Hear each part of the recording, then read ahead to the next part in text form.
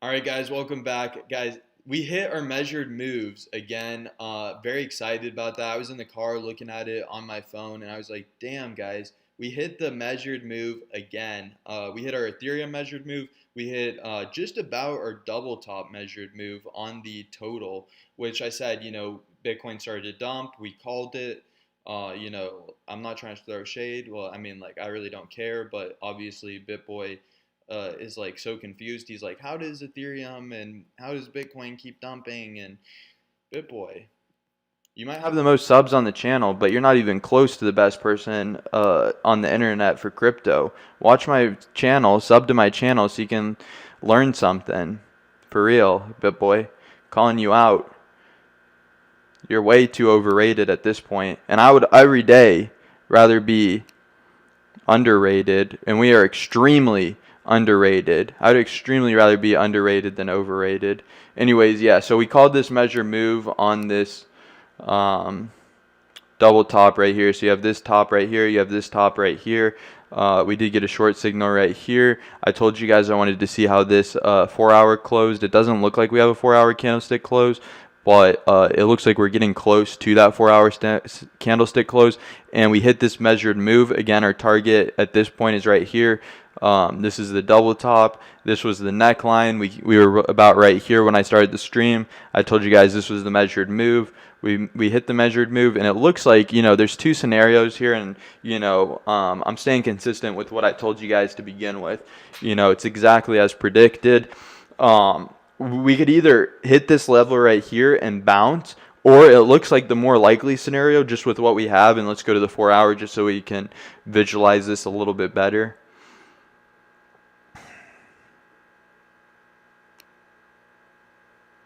I like talking the smack though to the big channels. It's funny that we talk the smack to the big channels and then we really back it up. I really like that. I think it's funny. So it looks like, yeah, we're fighting this wick right here. Let's see. Yeah, so it looks like we're right next to this wick right here. We would have to wick up entirely to negate this idea of falling down lower.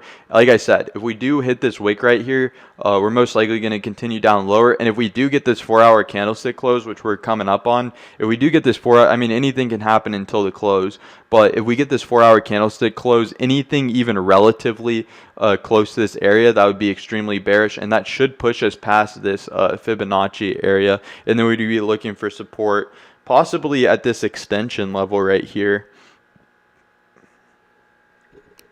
All right, so let's go look at, we called this dump, and people are like, how do you call the dump? Like, this is our 4th time on the channel calling the dump, and people are still confused as to how it's done. Watch our channel. We'll get you educated on these markets. We'll save you a lot of money. Like I said, this is like Noah's Ark. And I reached out to all the major channels and I said, listen guys, you guys are losing people so much money. Literally, you guys are losing people so much money by having all your subscribers, listen to you. If they come over to my channel, I've called every single dump, I've called every single bottom, I've called every single top. They're not going to get screwed over in the markets. We're like Noah's Ark saving everybody from getting absolutely wrecked. Can you please hand me some of your subscribers? So it looks like it broke the integrity of this. It looks like it was holding this for a decent amount of time, and then it just broke it right here.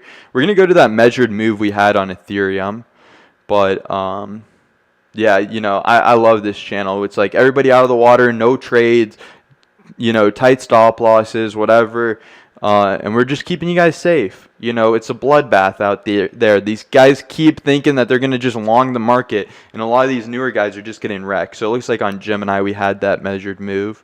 Yeah, so we had this double top play out on Ethereum. And like I said, and it's really crazy because total can't in and of itself move itself. The fact that we called that there was going to be, because before the dump really started, we had this dump on Ethereum. So we had this double top right here, broke the neckline. I told you guys this was going to be substantial. We were waiting for the close. We got the close. Market started dumping. Because Ethereum is the second biggest cryptocurrency, this really initiated the dump. So not only did we call why the dump happened, like the actual initiation of it, and I mean, on top of it, you do have this bearish cross on the 4-hour on, it looks like the MA 50 and the MA 100. Yeah, so the MA 50 and the 100 on the exponentially weighted moving averages crossed bearish. Right here initiated this dump along with this double top, and I told you guys that that was most likely going to cascade into total market cap, which it did, and now we're seeing an effect on Bitcoin. We're going to cover that in a second. I'm just waiting for our charts to load up. So BTC. USD. So we have a few charts we're going to go over. We're going over a lot of stuff on this right now on this stream. This is probably going to be my biggest stream tonight. And then this is a double top on this. Neckline broke. We don't have the confirmation yet on the 4 hour, but we definitely have the volume confirmation. So let's just take a quick look at that real quick. Measure out the move, see where we're at with that. I'm going to put a small line right here. I mean, it already did break this neckline right here, so that's fine. I don't know. Let's see. It should be this one right here. There we go. And we'll get our drawing tool. I want to make this a little bit smaller. It's not terribly relevant. I mean, it already did break the neckline supported by volume. The only thing we're looking for on these graphs right now is going to be we want to see that 4 hour candlestick close to continue the bearish momentum. And BitBoy's like, how do you call the dumps? He's like, it's just ridiculous. He doesn't deserve the followers he has. I mean, he does, but he really doesn't. You know, they'd be a lot better off. They'd be a lot safer off. They'd be a lot whatever following this channel. And he's shilling Market Cipher so much when obviously Market Cipher isn't helping him. Yeah, we'll come in with the... I know everybody's like, let off. You know, you're just absolutely destroying him. I'm just talking. I'm just preaching. So it looks like we did break this low right here, and this is the lower low. But, I mean, if you don't give somebody the respect they deserve, I mean, where are you at? You know what I mean? He should have called us out. He should have been like, listen, this is by far the most underrated channel. You need to go over here. This guy's going to save you a lot of money. This guy's traded over $500,000 in profits, you know, conservatively. This guy knows his stuff. He came into the markets not looking to make money in YouTube. He came into the markets already making money, making a lot of money. And that's why he came into YouTube, not to make money in YouTube, but to help people out and really grow a YouTube community, because he was upset with all the crappy content. Because a lot of these videos, you see these clickbait videos on how to make $1 million, and one of these videos like, oh, this cryptocurrency will make you $1 million. Are you a millionaire? Are you a millionaire? From that one video? Are you a millionaire from that one video? You might be. Most people aren't. So just like a bunch of crap that you have to deal with in cryptocurrency and just in YouTube in general. It pisses everybody off. And that's why I made this channel originally. So I have no apologies to make to anybody. These bigger channels clickbait and being annoying. That's why this channel exists. Alright, so yeah, we're looking for the close right here. If we do get the close right here, this really, I mean, let's get a measured move on this double bottom right, or on this double top right here. So we might have already hit our target on this double top. So we got this line. Yeah, it'd be this one right here. Then it'd be right here. We're gonna measure it like that. Boom. Yeah, so we already hit it. So that's looking good. We already hit our measured move on this double top right here. At this point, we're just looking for bearish continuation. Again, anything relative to this area right here is going to be extremely bearish. And what I could definitely imagine seeing is on the hourly, we could potentially hit some of these Fibonacci areas, bounce off of them before heading lower. That's definitely a major possibility. A bearish retest, and then closing this 4 hour. And if we close it anything relatively close to here, the dump's going to continue. Most likely break these lows and set an even lower low. We're looking at this level right here as potential support. We're looking at this level right here. We're looking at this substantial moving average. This is on the 4 hour. And as you guys know, the higher the moving average, like I say, the higher the moving average, the more substantial it is. So this is, I believe, the 100 or the 200. Let's take a quick look at it. I have them color coded. So yeah, this is the 200 EMA. So this is pretty substantial on the 4 hour. If not, we'll be looking at the daily. And And yeah, we have a lot of stuff to go over as far as, everything with here. And then, yeah, I mean, getting a bounce like right at this level, or, everybody's talking about 42. We can entertain those ideas once they come. So I'm going to be going over Bitcoin. I'm going to be going over all its charts. So right now we just went over Bybit. We told you all the major ideas really on what's going on with this dump that we actually predicted. Don't let any YouTuber tell you, oh, Bitcoin's price is just magical and it just magically appears. No, it follows technical analysis, and we've called it 3 times now. It's not magical. The price is not magical. It comes down to education.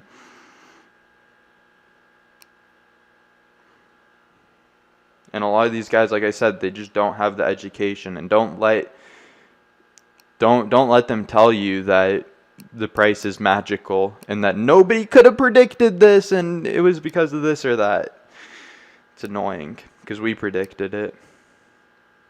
And it's just spreading false narratives in the space, which isn't helping anybody out. So yeah, I mean, this is a major critical area right here, this 0.786 level right here. It looks like we're just going to breeze past it if we get a 4-hour candlestick close even close to relative to this area right here. And then again, we're looking at these areas like on the other graph. These are 0.618 relevant different Fibonacci extension levels, like this one right here. Charted on different substantial high lows. We found support on these multiple different times. And so this is what we're looking at on this graph specifically. Yeah, I mean, really, we'll get the relevancy where it needs to be. But that's really all we're looking at on that graph. So we went over the Bybit graph. We went over the Coinbase graph. Let's go over the Binance graph. So we hit our measured target right there perfectly. That's that area that we were looking at. It looks like we're going to break through it.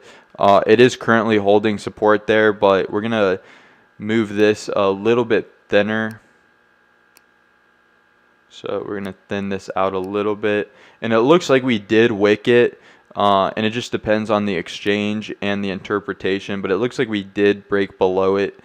And it should just be, coming up a little bit and then heading lower, especially if we do get that 4-hour candlestick close that we're looking at so closely. And then that's going to make this, and if we do get a 4-hour candlestick close below this golden line right here, yeah, I mean, the dump is most likely going to definitely break this, and we're definitely most likely going to break lower before potentially, we're going to be looking for support. We're going to go over that when the time comes, and we're most likely going to be looking at,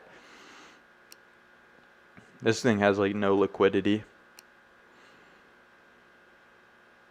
Did we do Gemini on Bitcoin, or was it, no, it wasn't on Bitcoin, it was that Ethereum call that we made on the double top. Femex, do we have some on Femex? Yeah, we just have this line right here, which isn't really relevant right now.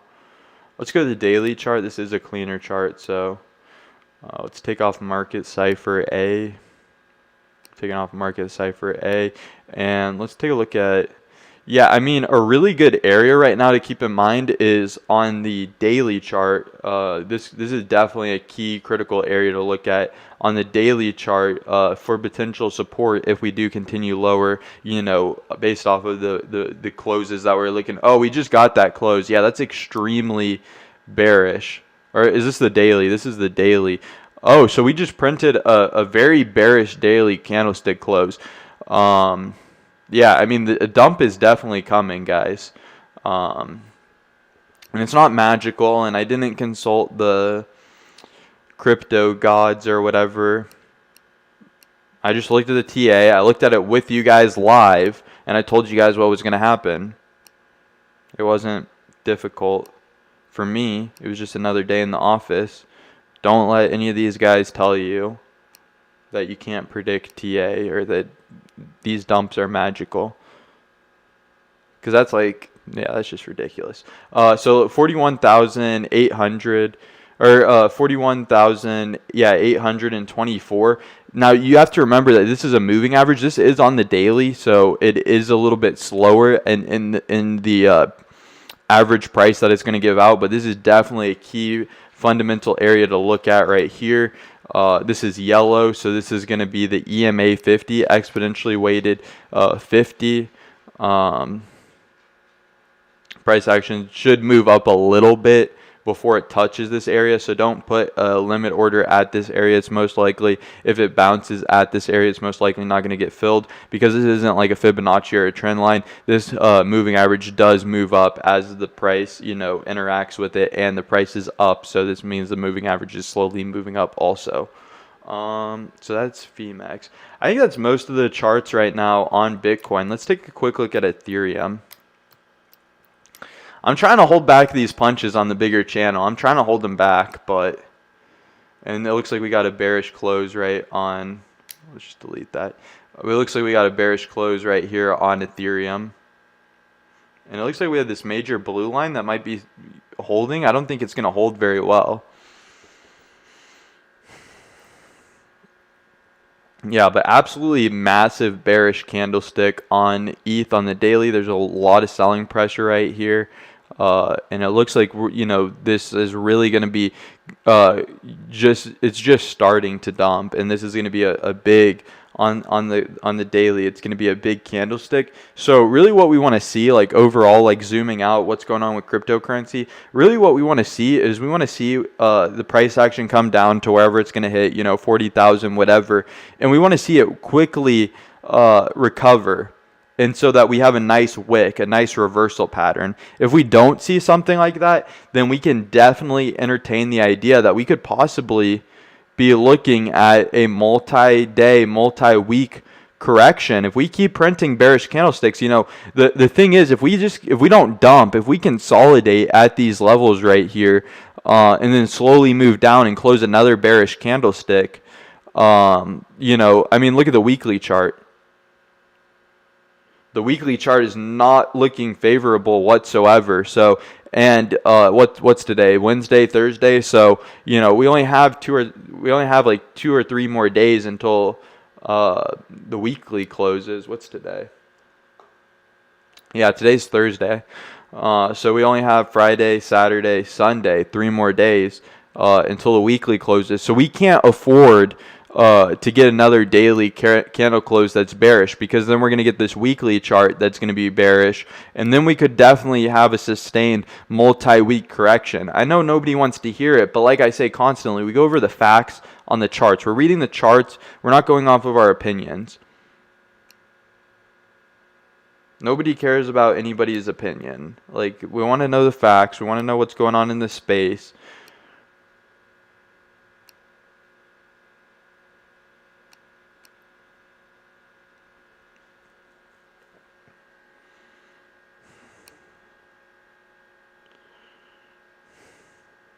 And this is that major Fibonacci time zone area that I was talking about a little bit ago. We're not there yet, but that's just kind of for the future.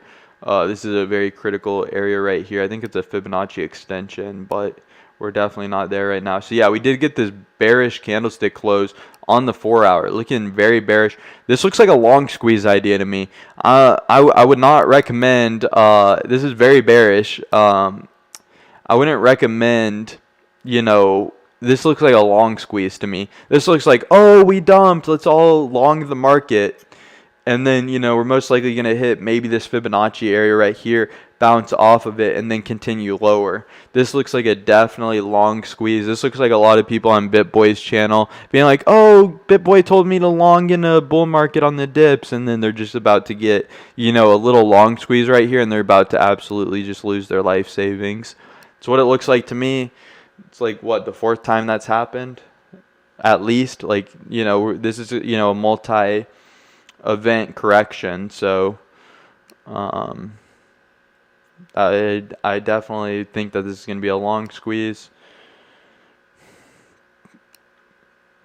I mean, it's a doji as is. And it looks like, yeah, it did hit this critical area right here. So it did hit this critical area, and it did move lower. So, I mean, that's a bearish retest. We could retest it. With this candlestick being closed, I'm telling you guys, I think this is a long squeeze. I think, candlestick comes up, test this area bearishly, comes down, people are holding this like, oh, I have no idea what I'm doing in TA. This is literally like more than, half the people that are longing right now have no clue what they're doing. They're like, oh, I see a dip. It comes up a little bit. I'm sure this is the bottom, and then they're just gonna get liquidated on a long squeeze. So a long squeeze is, there's a lot to it, but essentially like the main thing like that I'm talking about right here is basically you think the price action is going to come up, it starts pumping, and then the market dumps and they get liquidated really quick. Unfortunately, I mean, like I said, I would love to have more subscribers. I would love to have more of an audience to help people out. But there's nothing I can do. I'm providing the content. We've called every single dump. We've called every single top. We've called every single bottom. The content's there. I have no, I wish I could help more people out. I wish I could save more people a lot more money. It's just not the reality right now. So it looks like you do hit this area right here, and then like right here, this is the Fibonacci level. So all eyes on this Fibonacci level right here. This is going to be massive. So I'm going to put this right here, and then so we know that this is more relatively significant. Yeah, it's going to be white, and I'm going to put it a little bit thinner. It is massive, but this is a thin line, and I don't want to cover up the line. Like I want it to be thick, or I want it to be thin so that we can see, this area precisely, because this is going to be massive. Most likely what's going to happen is we're going to get that long squeeze. We might test that area again. Again, the market's in disbelief. They're like, there's no way the price can go down this much for this long. And then they're going to get the long squeeze. Most likely price is going to come down here. It's most likely going to bounce at first, consolidate up, maybe hit this target before heading lower. And then this is obviously a critical level right here in the immediate short term. And I'm going to put that as red. My dog is barking like crazy. I'm going to go get her real quick. It'll just be a second.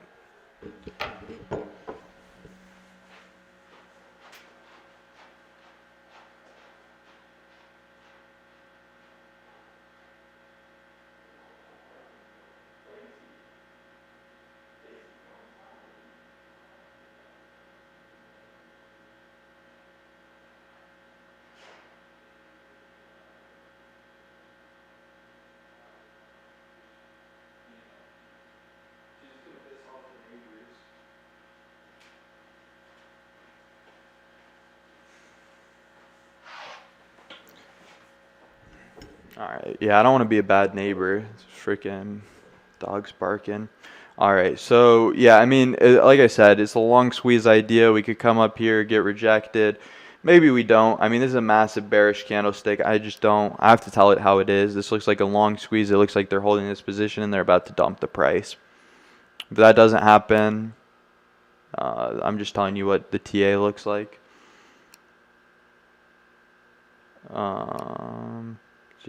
Where's that one that we had the measured move for? Gemini, right? Yeah, so it did hit our measured move, and we did close below the measured move. I mean, yeah, it looks bearish. I can't really say it any other way. I mean, maybe the price action comes down. Maybe the price action comes down and it wicks really hard up here, and like I said, the reason for the crash, which we called originally, was Ethereum and this double top idea really started tanking the markets. Possibly. I mean, I don't think you can really tap this measured move because it is a measured move and there was no real price action printed. So yeah, I mean, I'm very puzzled. It just seems like a short squeeze on a long position, and if it plays out any differently.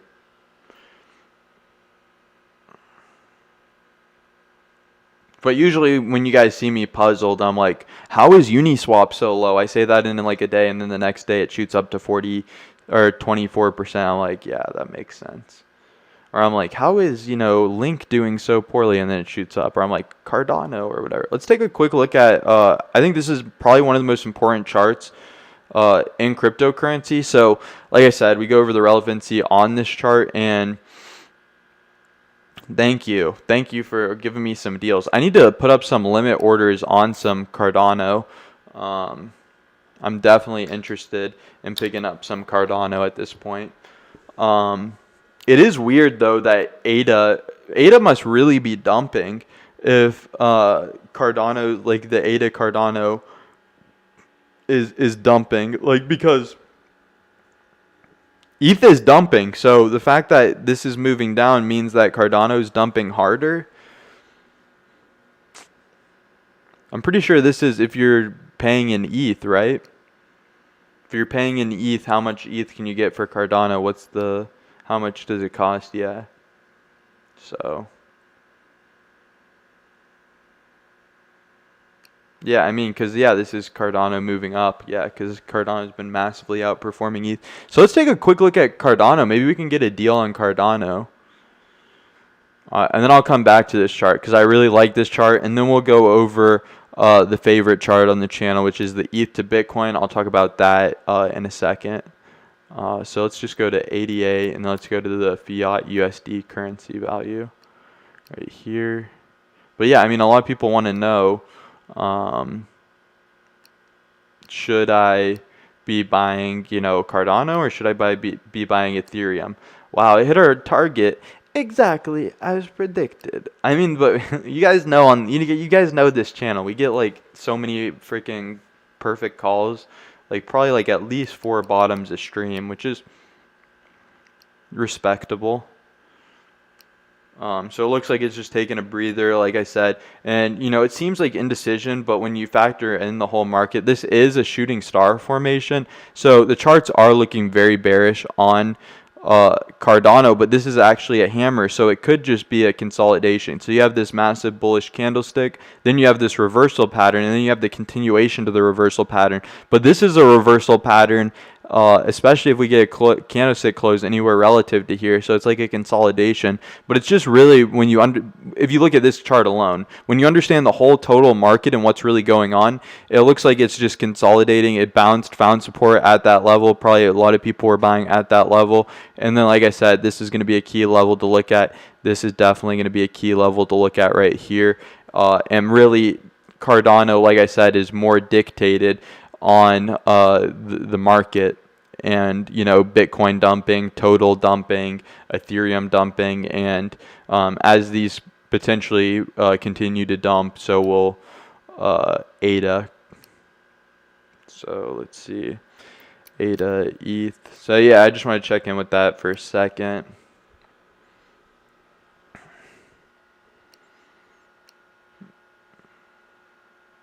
So this is our ADA ETH chart. So really what I'm looking for right here, just to keep it really simple, because I do want to check out ETH to Bitcoin. We're going to be going over all these charts and cycling through them quite a bit. But really what I'm looking for is potentially a pullback to this area right here. And then what I'm looking for, like the main specifics on this is I'm looking for, is it going to hit this area and bounce, which would be bullish, or is it going to hit this area, come into this consolidation pattern and possibly consolidate? Again, it doesn't react entirely like you would see some other, charts, because, not as many people are looking at this chart specifically. But this ETH to Bitcoin comparative chart, more people are looking at. So that was more the higher risk comparative chart. Should I buy ADA or should I buy ETH? Those are both a little bit higher risk. And then Ethereum to Bitcoin, these are a little more conservative. So a lot of people are looking at this comparative chart. And it looks like, again, we're, like I said, potential cool off. We wanted to see this level. It looks like we hit this level as resistance, and then we're continuing to move on. So that's why I said very clearly we had to look at this level. We hit our measured move perfectly, and we were looking to see, okay, we hit our measured move. Are we going to negate this idea of a downtrend? And this is in a massive downtrend. This is very clearly a downtrend. I said this is going to be very difficult to negate this idea. The only way we're going to be able to do that is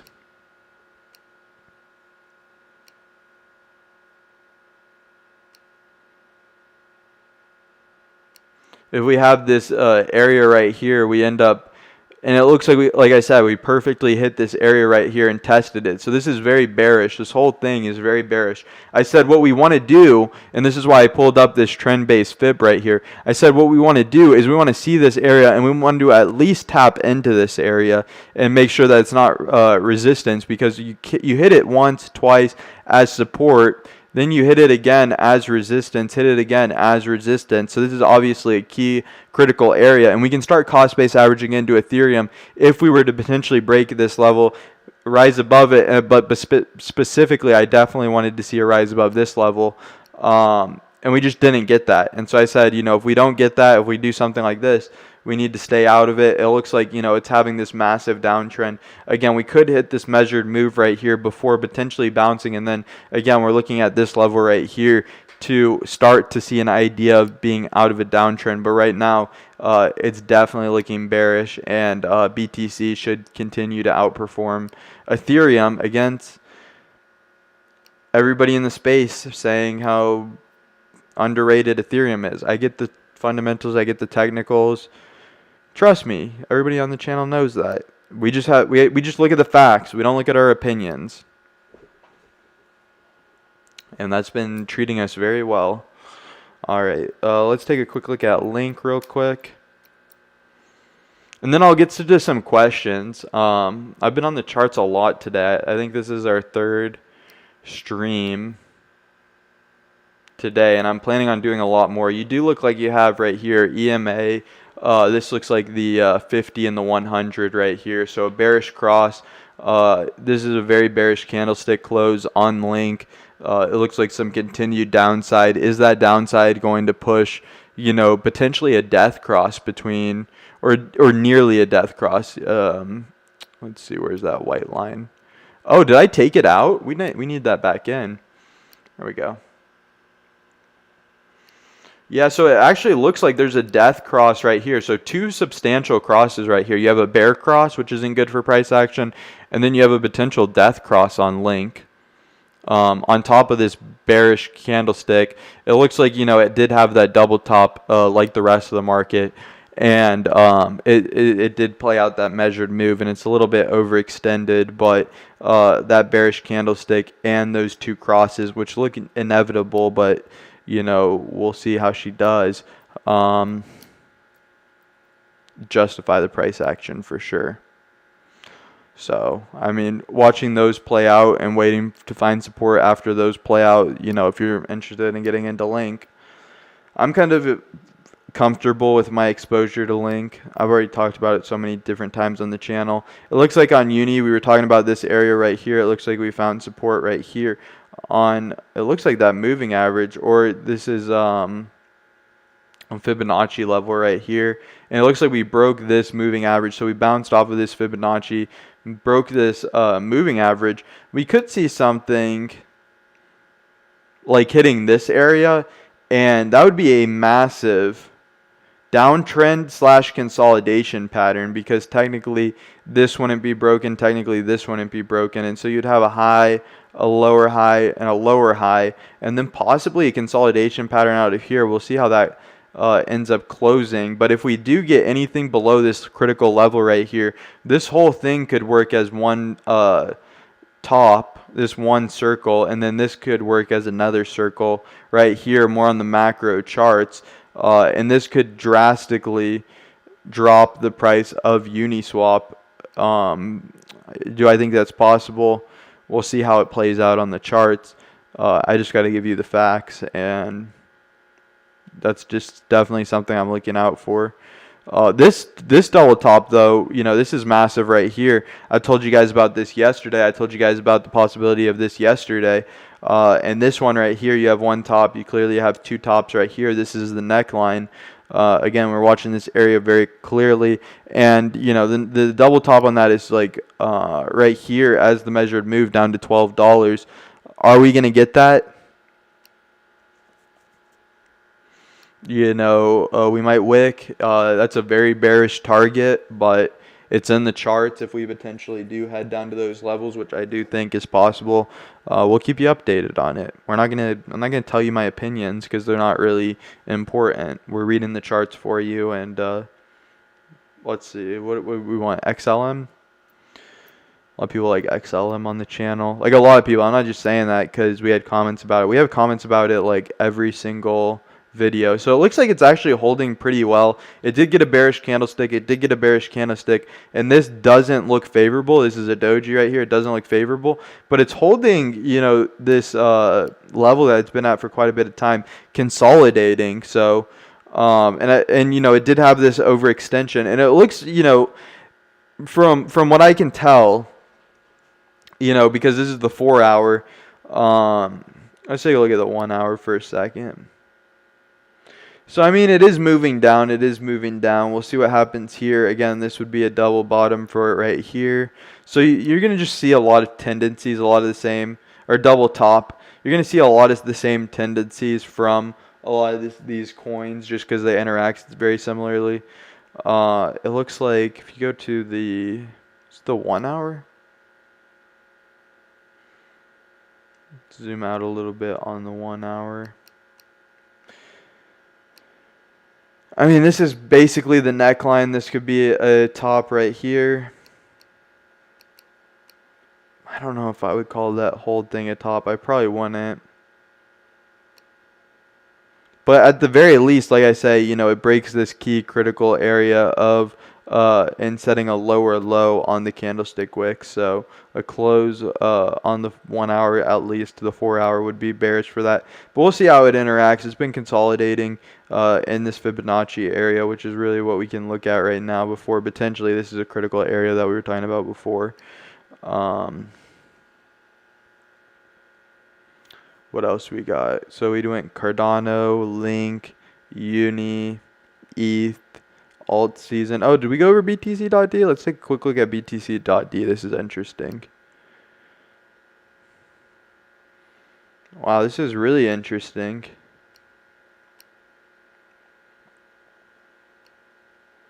So again, we're looking at these major patterns right here, and I'm gonna like draw these so you guys get a total understanding of what's going on these charts, because if you're newer and you haven't watched me draw all those, you might be a little bit confused. Okay, so again, this is a massive area where we have massive support. We're gonna make this red. We're gonna make this red. This is a very critical area right here. Constant resistance, constant resistance. If we do break above this, you have a double bottom right here, which could perpetuate this double bottom.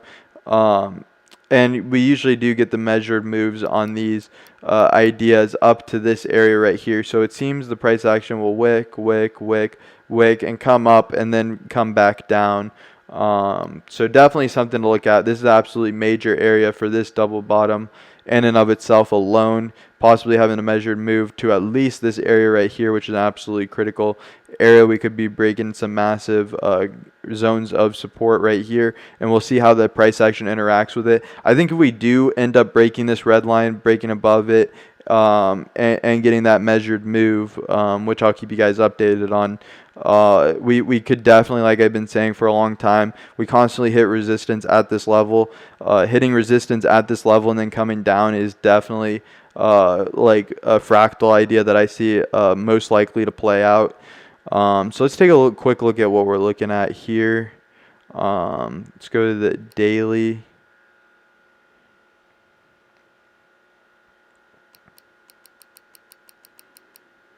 So, I mean, it looks like it's just holding, consolidating really as on the candlesticks on the daily.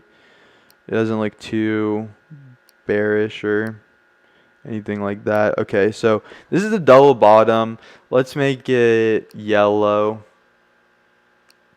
So I'm going to isolate these colors so you really understand what's going on here. So this is our double bottom.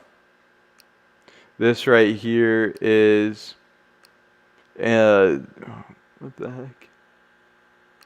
This right here is going to be the symbols for head and shoulders pattern. We'll make that blue. And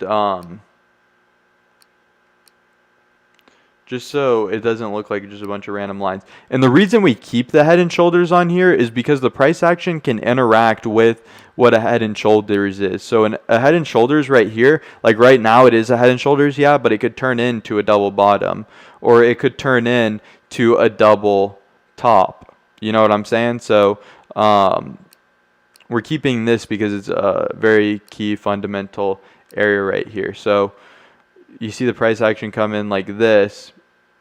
This could be a double top. You look at it another way, potentially a double bottom. Now the price action comes in from the bottom, so this is supposed to be a double bottom textbook, but it could still play out in the same manner as a double top, not being a double top, but in the same manner as a double top because of that, continuation downtrend idea of setting a lower low, breaking the neckline. All right, so let's take a look at. Let me go. Oh, we haven't looked at synthetics in a second. I'm starting to lose my voice. I don't know how long I've been in this stream for, but yeah, so it's not looking good. If we get a candle close, anything even relative to this, it looks like it's about to break this area. This is obviously going to be the key area right here that we're looking at. And then this is proven multiple times that this is a very accurate Fibonacci area. So potentially having a measured move down to right here to start out with looks to be the most reasonable. Synthetics, again, like if we break below this line and break below it and hold below it, there's nothing really stopping it from breaking this level right here, and we could get a measured move right here. We could look at moving averages, but it looks like this moving average is going to line up perfectly with this previous price action, which is technically support, but it's an ultra small amount of support. We'll see how this holds, if this does hold. If not, at least on the daily, this is the only moving average right there. If we go to the 4 hour, the next major chart, it doesn't look like there's any major moving averages right there. So yeah, I mean, dropping down to that level definitely makes a lot of sense. If we are, to close those bearish candles that it looks like on the charts. Let's take a quick look, and then you guys know I cycle back to total and Bitcoin, but at this point, I was expecting to do a 2 hour stream. It looks like Bitcoin's dropping. It's looking very, very bearish. I'm just looking at another graph on my phone. We're looking at a key level on Bitcoin just real quick, because I know a lot of you guys are really concerned about Bitcoin. At 46,500, that's going to be the bottom of the major 0.786 level, and I'll show that in a second. But if we do break below that, it's not going to look good. And then if we do close below that, we have to think about a dump. There's no really way around it to continue, at least. Let me go to my notes real quick and see what else we need to cover. And then I will go back to Bitcoin. But right now, Bitcoin's dropping and there's no sign of recovery right now. ADA, Link, Uni, yeah. So we'll go over that, and then we'll go over why you're in finance. I mean, you guys are pretty much up to date on all these coins, like the major moves that I like to just pitfall to, like the major moves that I don't know why I said pitfall, but like you guys already know the story with a lot of these coins, what's going on with them. There we go. So, I mean, we could get a death cross right here on the 4 hour. It is on the 4 hours, so it could take a little bit to get this out, and the price action is relatively close to the moving averages. So, I mean, if we could hit this level and hold it, but everything that I'm seeing right now in the space, I don't think that we're going to hold this level. I think we're going to come down to something like this, and we'll see. This could break key critical levels of support right here. Let's go to the daily for a second and just look at the moving averages that we're looking at. Ask questions, guys. I'm about to go over Bitcoin. I'll go over Bitcoin, and then I'll go over Urine Finance. I'm just taking a quick look at VET because I already did go over Bitcoin multiple times, like today and on this stream. But I'll be over on it in a second.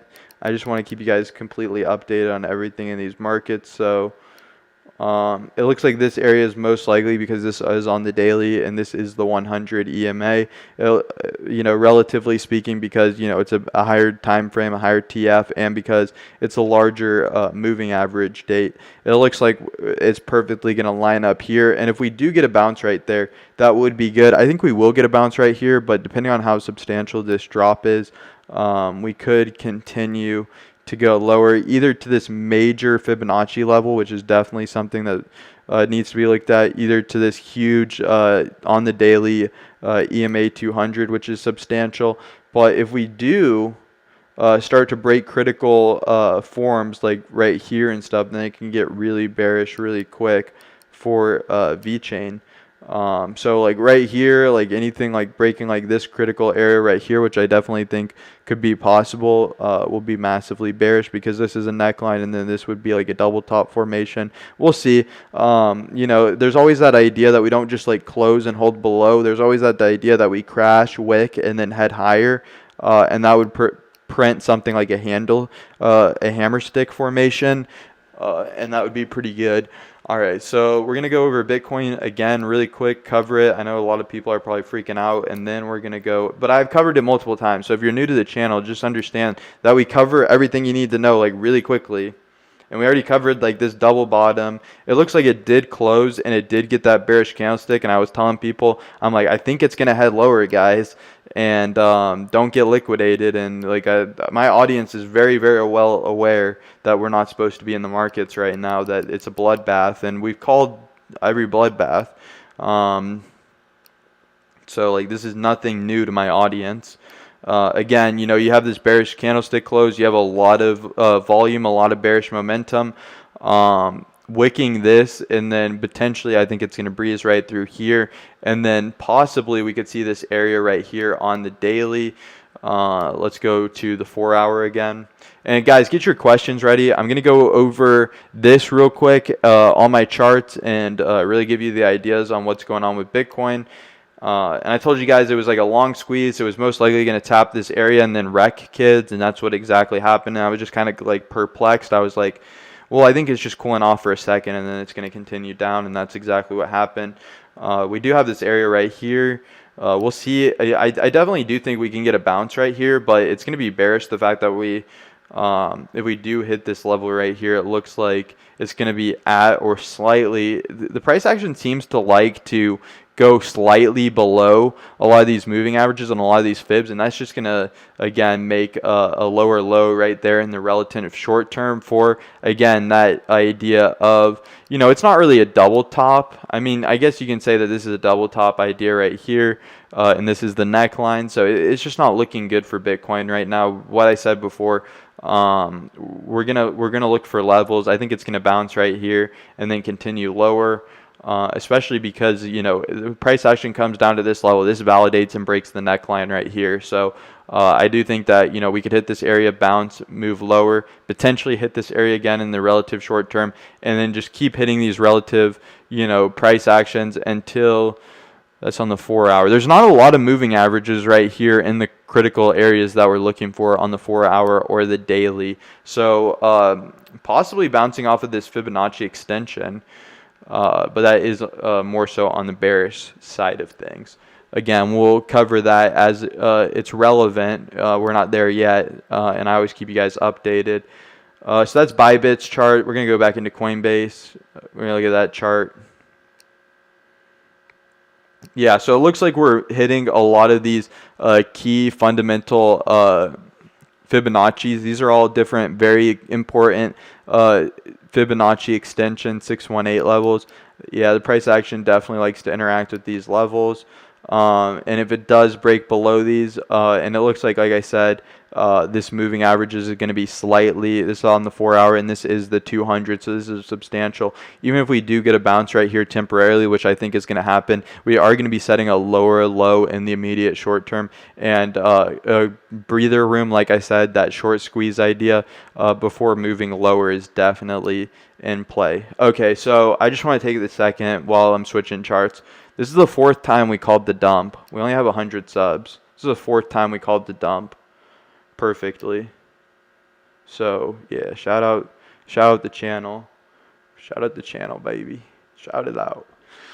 What's up?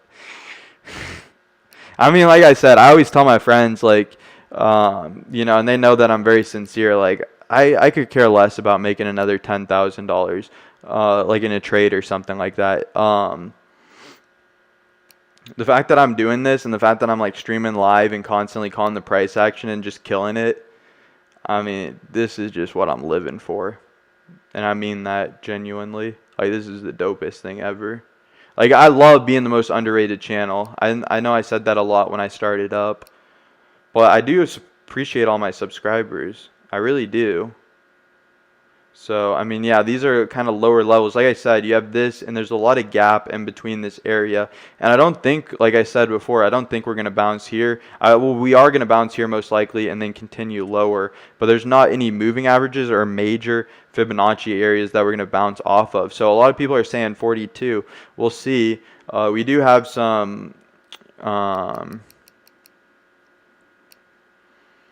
This would be very bullish if we did bounce off at 42. Like I said before, I've gone over this idea multiple times. It would be very bullish. It would be very bullish if we hit this area, wicked it, and continued up. But yeah, I love my subscribers. All my subscribers know I love my subscribers. If you don't know that I love you, you are definitely a new subscriber. Because I take care of my subscribers. Binance, but we are like the most underrated channel. It's not that I don't appreciate the subs. I love all of you, but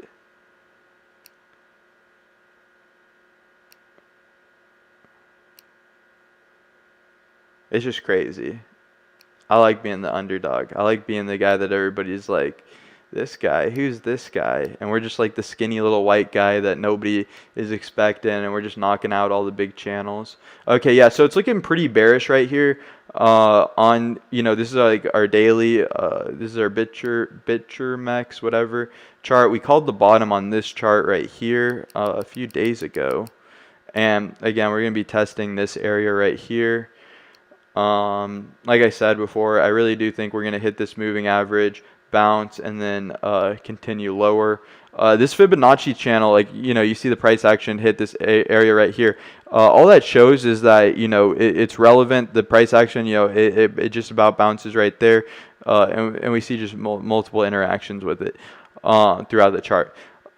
Really what that shows me is that this is definitely a target to be looking for. Is it going to drop that low? I don't think it will. I really don't think it will. But, I mean, if we drop past, anything's possible.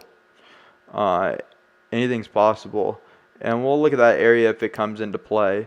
But like I said, I think it's going to be looking like a quick wick down to, I think it's going to breeze past, like 44, 43, maybe wick 42. Something like that is what it's looking like.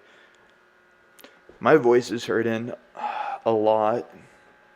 Let's see. How many hours have we been how many hours have we? Because I think we've already streamed 6 hours today. And let me answer you guys' questions right now.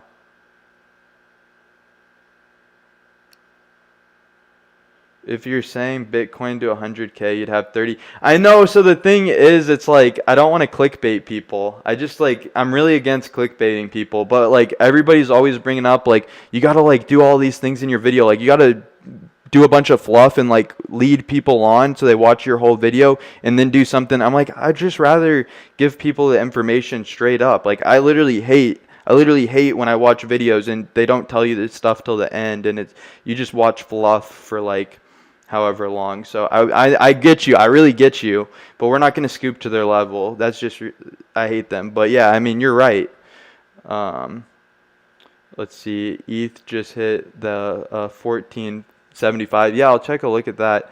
Liquidation at 44. Are you talking about, you're talking about your liquidation level. So I always hate this, man. I really do. Because like, it makes me sad, because it's like, if you were on my channel before, you wouldn't be in this situation, because we've been talking about this dump for a long time, and I'm really just like, like every time somebody's in this situation, it's because they're not subbed to the channel and they don't know about the channel, and it's just sad. And it just puts me in a tight situation because now I have to deal with this, and it's just it's a really tough situation. So I mean, we can look at this, but I mean, really, what you're going to be looking at is major support levels. I can go over it, but it just puts us in a tight situation. Should we buy Bitcoin now? It's going down. It's not reached the bottom yet. It looks like it's going to continue to go down. I'm going to look at this for you in a second. I'm going to look at ETH next. Yeah, I totally agree. But I'm not going to clickbait people, but you're right. BTC will be at 50K again by tomorrow. So it depends. It really just depends. So we're going to look at that BTC and that what's going on with it on the, I think this is probably the best. This is like one of our daily charts. And then we're going to look at, yeah, this is probably one of the best charts we can look at for that liquidation level. So your liquidation level is 44. So, I mean, it's just it's always a really tough situation. And then people are like, should I do cross margin? And it's just ridiculous. It's really sad. So, I mean, you could get a bounce right here. You could get a bounce right here, potentially move up like this. You could get a bounce like this. Longer or shorters taking profits, things like that. We could retest this area and you could scale out of your position.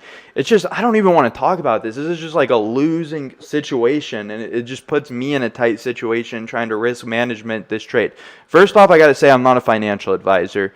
With that being said, if we do hit this area right here and we do bounce from it, from a risk to reward standpoint, if we do hit this area, if you get lucky, we come back, we hit this area right here, we back test it right at 47,927. If we do reject off of that, that's going to be a bearish reject before heading lower. That would definitely be a spot to take some risk off the table. If we do hit this area right here, find support, that would potentially be an area to keep the trade in, and then potentially, like, yeah, I mean, if we do come up, hit this area right here, and do not break through it, and we do get rejected right here, I mean, if I was in your shoes, I would probably take 50% out the trade.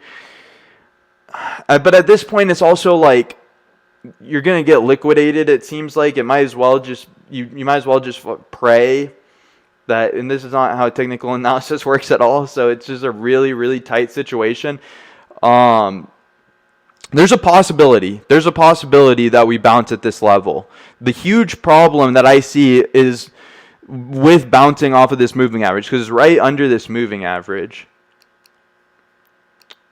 It's just messed up. Poor BitBoy's getting everybody liquidated like crazy. It's just messed up. So we're fighting this downtrend right here. So if we do, we're most likely going to bounce off of this EMA 200 right here. And so if we're bouncing off of this 200 EMA, most likely that like to break out of this 200 EMA, unless we consolidate right here, and it looks like there's a lot of volume moving down. We're most likely going to hit this area. It's going to set a lower low, and it's going to entirely validate this downtrend on the short to medium term, and we most likely will bounce and then continue lower. Now, best case scenario, we bounce right here, and then I would take at least 50% out of the trade. I mean, I would never be in this trade to begin with, but I'm blaming BitBoy on this, but it just pisses me off because, like, I'm telling you, like, it's not a joke when I say that everybody's out here just getting destroyed in these markets, and it's because they're not following the channel. It's literally like, I'm not even trying to be any type of way. Like, it's literally, we need people. We need a ginormous community because people are out here losing their life savings, and people think that's a joke, but we've literally called every single bottom, and this keeps happening. And we call every single top. We call every single pump.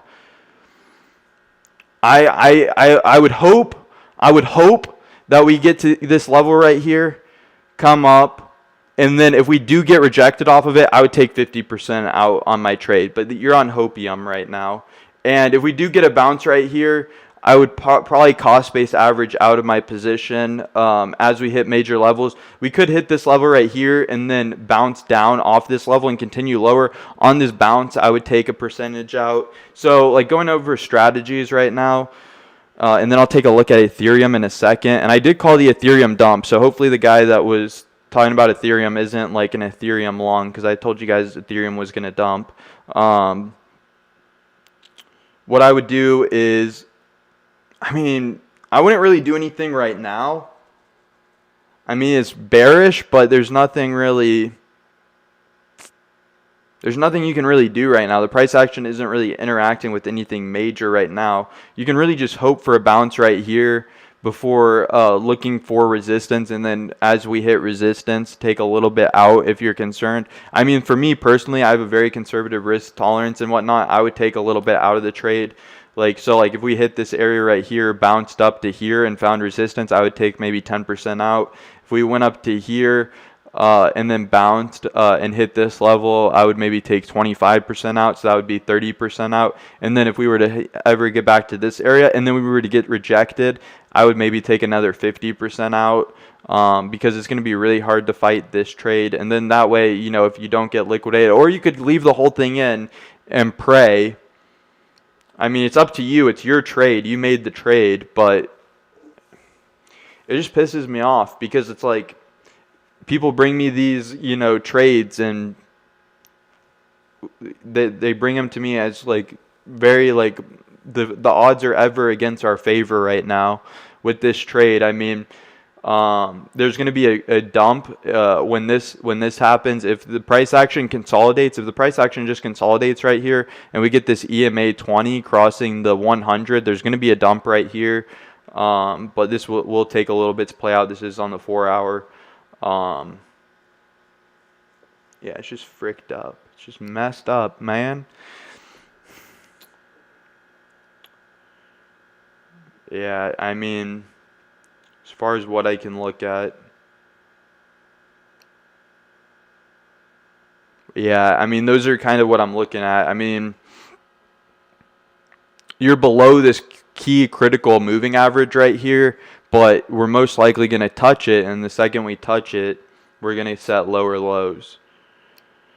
So, I mean, it's up to you whether you want to cost-based average out on a strategy like that. The only thing that I would say, it's up to you on whether you want to cost-based average out or potentially wait to get liquidated.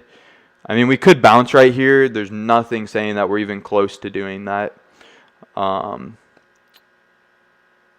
Just make sure that you don't hit this area and then immediately pull out, because there's an ever so slight chance that we hit this area, bounce, break through this area, don't pull out, break through this area, don't pull out, tap it as support. I mean, you know, it's until we hit this area, find a rejection, find resistance, and then start moving down again, you know, maybe 10%. We hit this area, hopefully take 20, 50% out, basically cost-based average out, you know, stuff like that. Hit this moving average right here, possibly get rejected, take a little bit out, something like that. It's just so irritating. I keep getting these messages, and it's not, it has to do with the community. The community's just sleeping on us. We don't have enough people. Everybody's getting liquidated. And it's just sad. It really is just sad. And we're supposed to be helping people out, but we can't because we're a small channel. But hopefully that's like the best I can tell you. Like, you know, at the end of the day, everybody makes, you know, everybody needs to learn. Everybody's been liquidated before. I don't get liquidated, but everybody's been liquidated before except for me. So that sounded fucking cocky as shit. I trade over $500,000, never got liquidated, but I think I have one of the best reps in crypto. But you're on the channel now. You know, you might get liquidated. You're not going to get liquidated again listening to this channel. So BTC will be at 50K again by the end of the day. So yeah, we might. It depends on the daily close. It depends on the weekly close. What I do is buy dips and sell the rips every day. Nice. I mean, if that works for you. The problem is, like, a lot of people are buying the dips and then the dips go lower, but whatever works for you. No clickbait is cool, but you don't have to spend so much time talking yourself up. Yeah, I'm not really talking myself up. Like right now, I'm really upset that, there's all these kids getting liquidated right now, and we're trying to help people out. And I just like, like we got the content here. I just wish we had more people to help. Earning about 40 to 80% profits a day constantly. I only sell about 8 to 10 gained 10%. Nice. Don't. That's for the sheeple. Keep doing you. Thanks. Yeah, I like that a lot. Yeah. Let's see. Um, let's see. What do we got? So now we're gonna check out ETH. Yeah, that stuff just makes me sad. And it's like I said, there's just nothing I can do about it. It's just sad.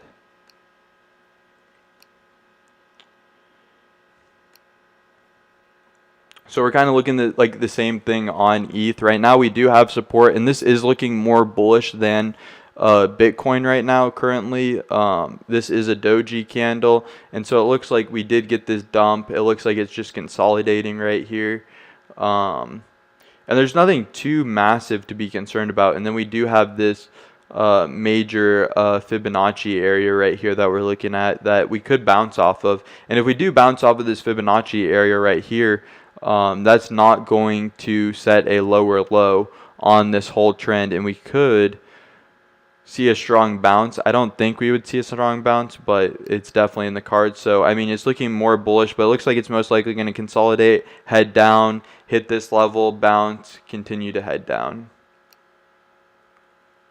Yeah, but I try not to like hype myself up and like talk smack about all the big channels and stuff. But like I was seriously about to cry. Like it's just really, really is sad. Like I really am on here just to help people out. And when I hear about like all these guys getting liquidated, I know it's just a bloodbath out there, and I literally am trying to be like Noah's Ark, just trying to help people out.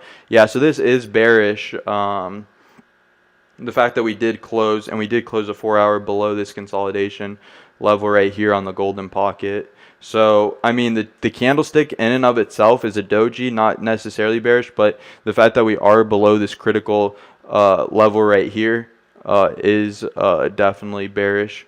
And we could definitely consolidate, maybe come back up, hit this level before moving down, and then basically consolidate in this zone until we break this zone, which we should see maybe support at these levels right here. Is it going to be that much of a drop? Let's consult total.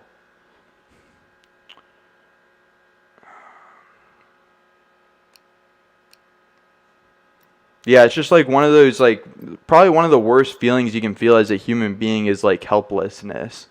And I just feel helpless. Like I can't do anything about everybody just getting destroyed. Like I have the information, but we're not a big enough channel to get like recognized or whatever to help like a bunch of people.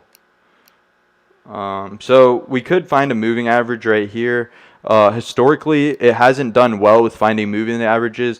It interacts more so like from what I've seen with these charts. It interacts more like the DXY, where it's going off of more of chart patterns like this, like we talked about the double top and our measured move.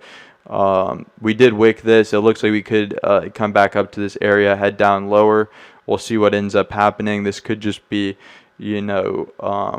essentially like a long squeeze, but this isn't price action, but essentially that same concept but it does represent all the price action in the crypto market. So this could be like, shorters taking profits, things like that, long squeezes before continuing lower. To potentially, this area is definitely a big area that we're looking at. The price action definitely hits this area a lot. We see a lot of price interaction with this level right here. It's constantly validated, and then it looks like I think I said earlier, it looks like these two areas nearly line up. So getting a bounce right here, even though it doesn't seem to be entirely respecting this moving average, I do think that these two could potentially give us a bounce and that bounce would come, and then this would still keep this lower low intact. It's a possibility.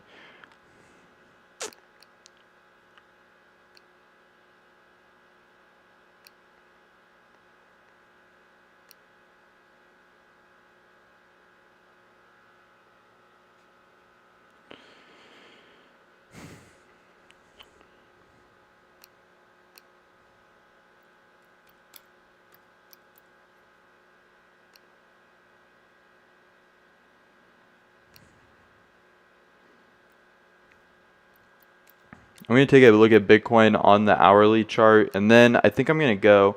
I'm really sad right now, and then my voice is really hurting me. And there's only so much I can tell you guys. There's only so much I can give you once the damage is already done, once the chart's already in motion. I can really just only tell you what's going to happen. I can't stop the price action. I can't freeze it. So yeah, I mean, if we do hit this level right here, it's going to be major because you have this idea of a top right here and you have this idea of a top right here. If we do get, at least if we wick it, if we do get a candlestick below it, you get this double top idea. It is, like I said before, it is, not very concise with, how tight it is. Like this one's a very tight, clear double top that we had for the measured move right here. This one isn't as tight, but this would definitely be, like I said before, you have this low, and then this would set a lower low on the candlestick bodies, especially if we get a close, at least like I said, on the hourly before heading lower. Right now it is looking very bearish. If we get a close anywhere around these levels, this definitely could break. But I mean, this is a level of support. I just think that if we do break this previous action right here, it's going to initiate a dump just for breaking that lower low, and again validating this whole trend like what I've been saying before, and then yeah, potentially moving down here. So, and then like I said before multiple times, we can take a look at the moving averages over here on the daily. Oh, it looks like they're all above. And it looks like we did get that that bearish. There it is. That's the death cross right there on the 4 hour. Let's take another quick look at and then I'll answer any questions. Like if you have any quick questions right now, I'll answer them really quickly.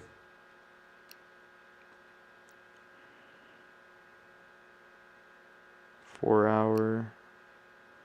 So yeah, I mean, we do have that level like I've talked about multiple times, but we don't really have any on the 4 hour or the daily, which is going to be the most major levels. We don't really have any support besides this.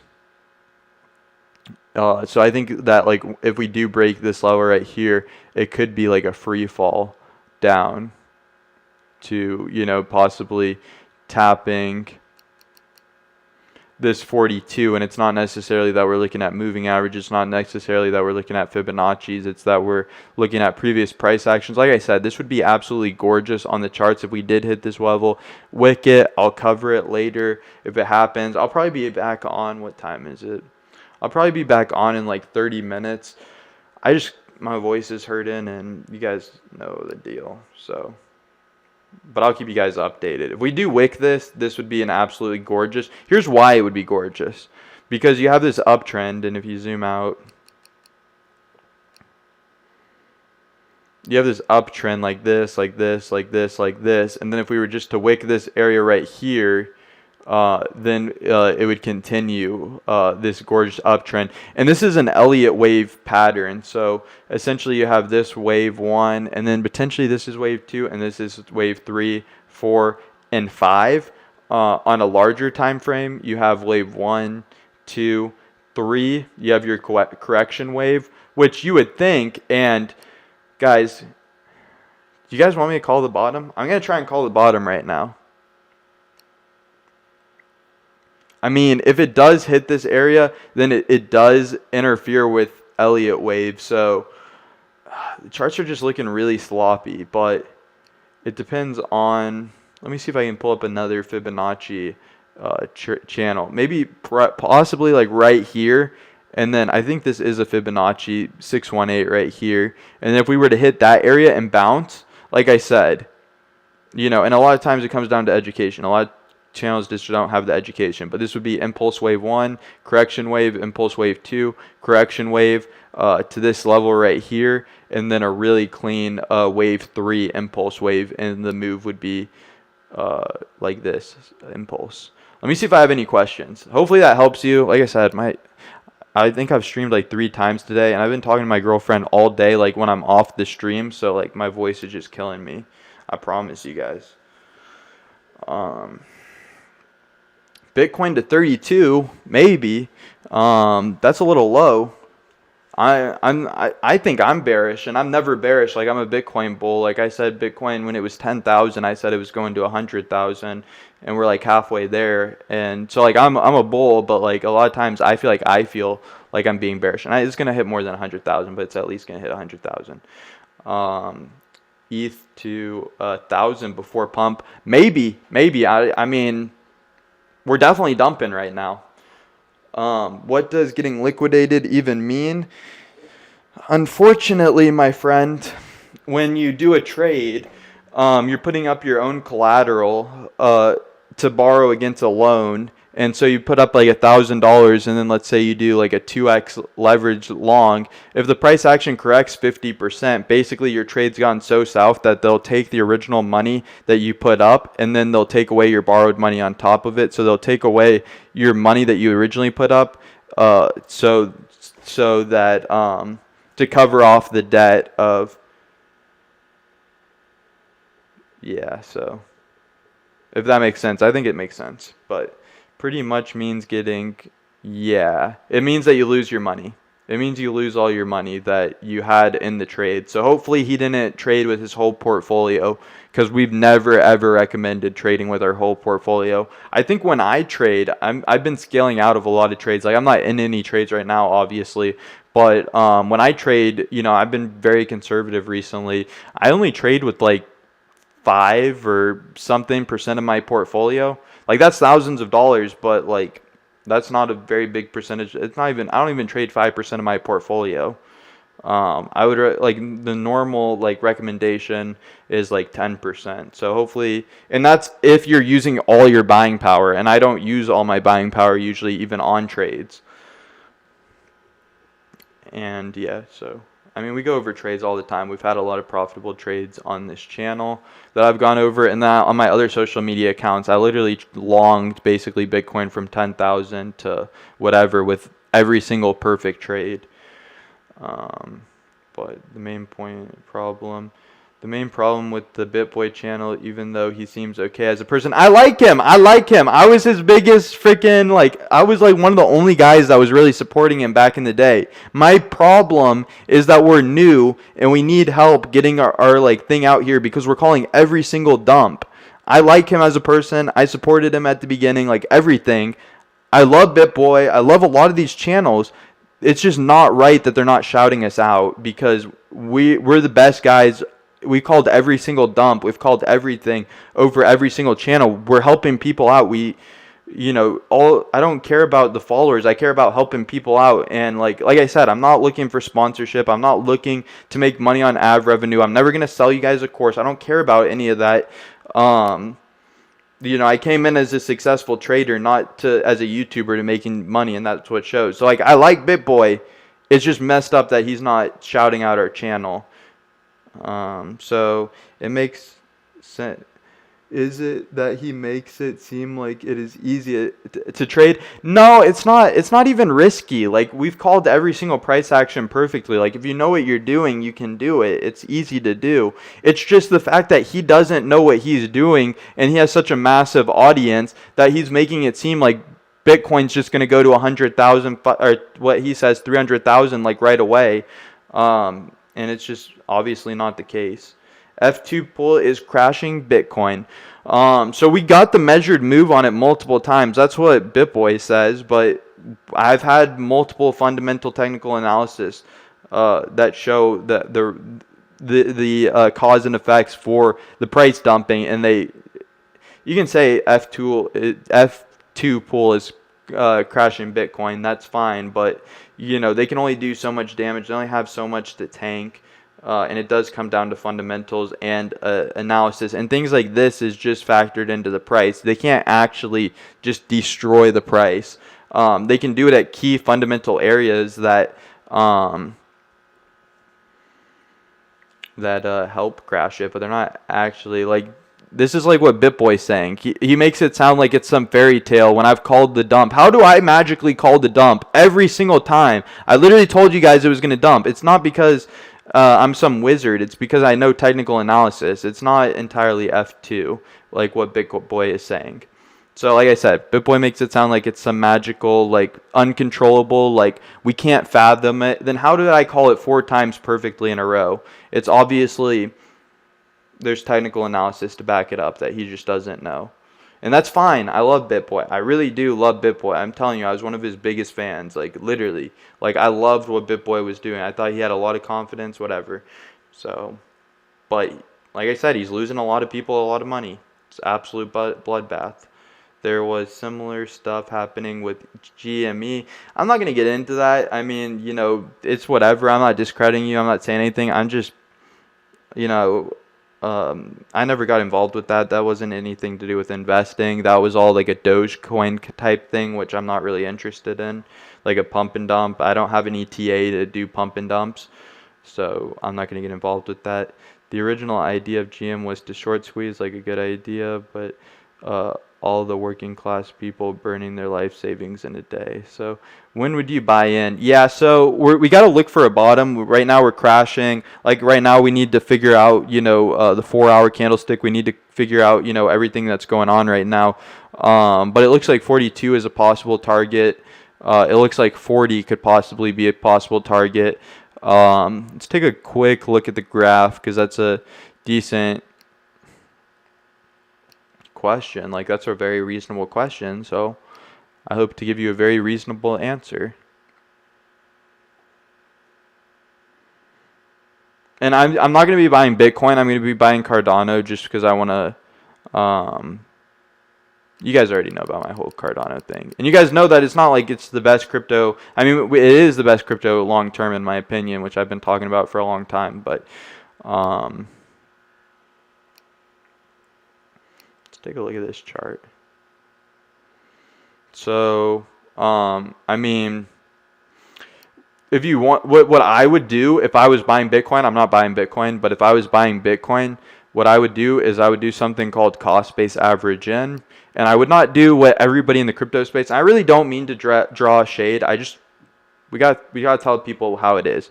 In normal finance, you have cost-based averaging in, being like you put in a little bit of money in here, you put a little more money in here, you put a little more money in right here, you put a little more in right here, you put a little more in right here, something like that. That's real cost-based averaging in. In crypto, they say cost-based averaging in is going from like one day and then waiting and then doing another day and waiting. When you know technical analysis, like I know technical analysis, you don't do that crap.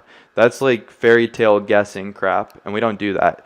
It does diversify your risk, and I know hedge fund managers do it to a degree, but they definitely, that's a very, very, very small percentage of their portfolio that they do that with. So you could do that with a small percentage, but like, maybe if you have $100, maybe you put in $5 here, $5, maybe $10 here, $20 in right here, something like that, along, the different major levels that we're looking at.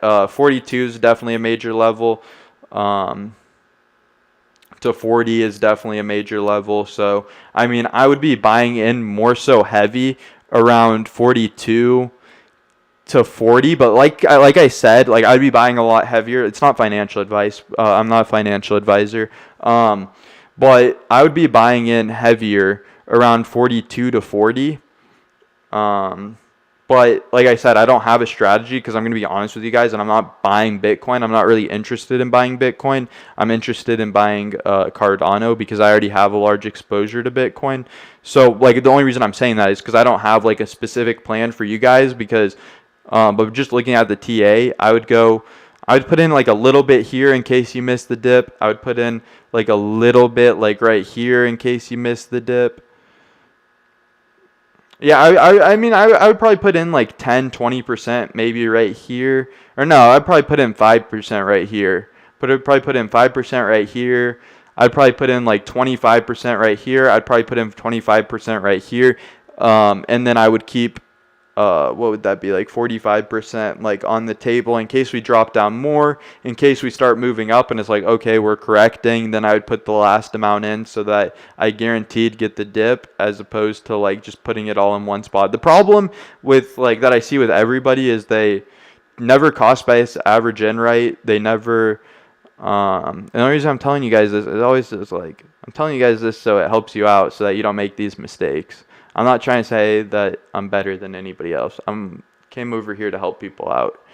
I would make a lot more money. I'm not even making money right now. I'd make a lot of money trading this right now, but I'd prefer, like I said, to help you guys out, and that makes me like calling the price action and really helping you guys out is what. So anyway, so yeah, just understand that everything I say, whenever I'm like really passionate, I'm really just trying to help you guys out. No matter how it sounds, I'm really just trying to help you guys out.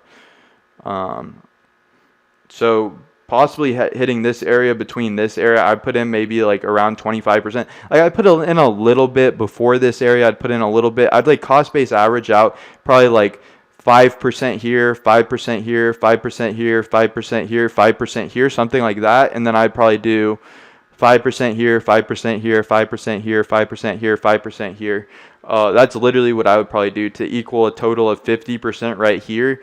But I can probably tell you the exact bottom. We just need more information. But I hope that gives you a good idea. The problem that I see with a lot of people, and don't make the same mistake, is they all buy in at one point and then they miss the absolute dump and they never have more money to cost base average in. And then the other problem I see a lot is that, yeah, I mean, that's pretty much it. Just be conservative, be like, I always say on the channel, like, be humble. Like, don't think that you know where the exact bottom is going to be, because being like arrogant and ignorance is really what screws over traders and buyers. So I mean, just be humble, be like, you're not going to perfectly nail the bottom, so always keep at least, even if you're 100% confident on where the bottom is, always keep at least 90% of, or always keep at least 10% of your buying power for that. You might be a genius for that little position that you might not have factored in. It might dip a little bit more than what you were expecting, and so you still have buying power to cost base average in. Now you do have to figure that out with the throat. You do have to figure that out with like Coinbase and a lot of these guys that are going to have fees. So I mean, set up your own strategy. Usually when I cost base average in, I do it on Coinbase. If I do Coinbase and I do like a $204 transaction, it's going to be $2.99 in fees. Whereas if I do 203, it's going to be like still $2.99 for like a long time. So like 204 cost base averaging for me. So I'll usually do like, I'll do like 204, 204, 204, multiple different times. Sometimes I'll do a little bit more than that. But I'll cost base average in, with 204 usually.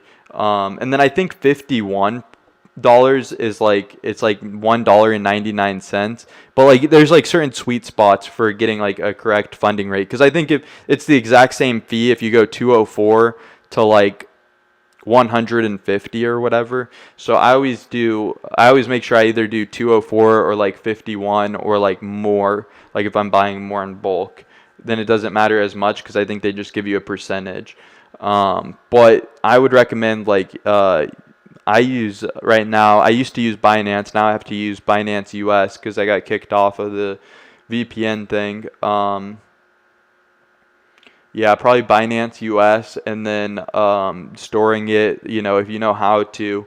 I mean, just with the amount that I'm buying usually and holding, I usually like to have it on my Ledger account. But like if you have a Coinbase account and you know what you're doing, don't lose your Bitcoin, don't lose it sending it. But I would usually buy on Binance US, and then because they have the lowest fees to my understanding.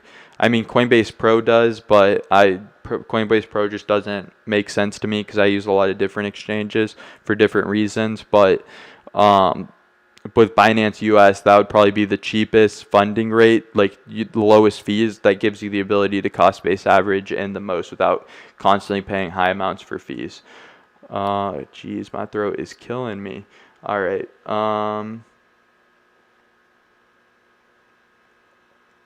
So yeah, that hopefully that helps you out a lot. So can you say whether it is good to get into a Bitcoin long? Right now, we don't have any sign of a correction whatsoever. So right now, all we know on the charts is that it's going to go down still until proven otherwise. So there's nothing on the chart saying that it would be a good idea to long it right now. Thank you for the info, man. Absolutely. I love helping people. That's literally, I love when people comment and I can talk to people. We'll tune in. You're honestly refreshing. Thank you. I have $1,000 to invest. So yeah, that's a really good strategy. 204, 204, 204. And then the last bit, is going to be, whatever that odd amount is, and that should help you. And then you should just pay like around like 2.99 per fee. Or if you use like, Binance US, they're pretty quick about getting their KYC, their know their customer law thing set up. But whatever you're using, those would be the two that I would look into. I mean, you could use Kraken, you could use other things, but those are probably going to be the two best. Invest, yeah. So, LOL. Bybit give you only one trade in the same time. You can't make more buy-ins in same time. Yeah, so like it gives you the ability to only use one leverage. You can use on Bybit, you can use perpetual contracts. So you can upload your BTC, your Bitcoin, to Bybit to fund the account. And then what you can do is you can upload perpetual contracts with USD Tether, and you can actually set up another account with a different amount of leverage.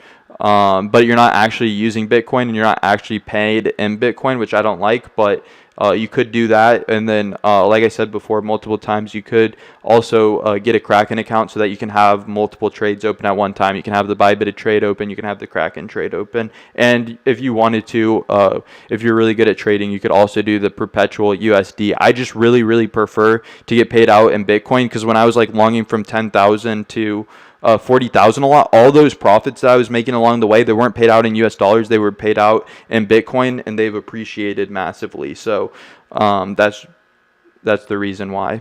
I need a backlit keyboard. Love your passion. Thanks, bro.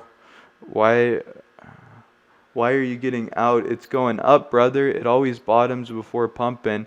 The bottom is 46. It might be. I just have to listen to the TA. And there's nothing showing me right now in the charts that it's correcting. But like, yeah, I mean, we get wicks, it comes back up. We just haven't had that yet. Like, I've called all four dumps. Like, it'll dump, retrace a little bit, and come back down. It would pump a little bit, come back down. It'll pump a little bit, go back down. So, I haven't seen anything that's showing that we're going to like completely reverse out of it. It's quite a little bit away from all the major key areas before we can even think about like a reversal idea. And like I just don't want to catch a falling knife, and there's no way in good faith that I can tell people that it's reversing out when there's nothing on the charts that are showing that. Like, yeah, people can cost base average in, but a lot of people are longing it. And if I say the coast is all clear, which is the TA is clearly showing that that's not the case, then people are just going to catch that falling knife and get liquidated like what we've been seeing. So that's why on this channel, like I've told you guys not to get in. And I tell you guys when to get in. I tell you guys not to. I like to stagger my investments for sure, yeah. That's the best way, in my opinion. Why should I use Cash App to buy Bitcoin? You could use Cash App to buy Bitcoin. I don't remember if they do physical, tangible Bitcoin or if you just hold the Bitcoin. For me personally, not your keys, not your crypto. Like, there's a lot of reasons for this. You might hear this and it might be annoying, and it might be annoying to a lot of people to hear not your keys, not your crypto. But like, for example, like if I want to, like yesterday I sent a lot of money over to Binance US. And then I used the BTC to Cardano comparative to buy Bitcoin. On Bybit, if I want to go trade a bunch of Bitcoin, I can send my Bitcoin to Bybit, fund my account, and then start trading. There's a lot of different things. Like I can send my Bitcoin to an exchange, get it swapped out for like Ethereum maybe, and then swap some coins on Uniswap. I use the blockchain technology and a lot of like I like actually use the coins, and like I very much prefer to own my own tangible Bitcoin for a lot of reasons. Those being a few of the reasons that I almost use it every single day, like just depending on what I'm doing in the markets. So I mean, you can buy off of Cash App, but if it doesn't have tangible asset, like you can't get if they're not actually selling you the actual Bitcoins with the private keys, you might be better off doing PayPal, because I know PayPal doesn't do the private keys, and I think they do have really good rates, or at least they used to. Can you let us know what your cost-based averages on ETH is? Yeah, absolutely. And one of the main things that we're looking at is the ETH to Bitcoin. I can't answer too many questions, unfortunately. I'm trying to. My girlfriend's gonna get pissed. Yes, it's cycling until contracts expire, which is soon. You know. You can send to other wallets. They'll just ban you if you send too much. Oh, really? That's really weird. They'll, like you can send to other wallets. They will just ban you if you send too much. So like if you like just like have like a bunch, like if you have like a bunch on like Coinbase and then you send it over to like Cash App, then they'll ban you if you send too much. Something like that. I get the general understanding. So you're saying that. Yeah, so I mean you're getting the tangible thing though. So I mean, yeah, that's good. That's fine. If it's easy, if it works for you, if you slowly move over to Binance US, I can't show links because that goes against what the channel does. But yeah, definitely like look at YouTuber's like link, click on it. I don't have any in the description on purpose, but like if you look at something like that, you could get better deals or whatever, most likely. And then what I recommend to a lot of people, if you have the time, is going on Binance US. Freeze the fiat area too. Dang. But yeah, I would recommend like Binance US if you get the time, if you're interested. They have lower fees, and then set up a Coinbase account. Send the Bitcoin to the Coinbase account, make it super secure, or you could hold it on Binance US. There's not really too much of an issue with that. So let's take a look at Ethereum really quick, because somebody asked about the cost-based averaging into Ethereum. I want to go to btc.eth first, because this is really a very popular chart, and this is really going to answer a lot of the questions on Ethereum. But then I can start to